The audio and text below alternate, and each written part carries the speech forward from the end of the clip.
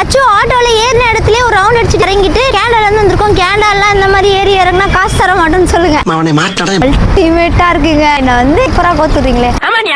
ஆக்சுவலா நான் வந்து இந்தியா இல்ல. சரி இப்ப என்னடா பண்ண சொல்ற? ஆட்டோல ஏறி வீடியோஸ் எடுத்துக்கலாமா?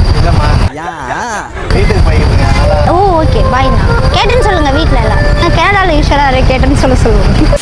சென்னைக்கு புதுசு. ஆக்டர் விஜய் இருக்கார்ல.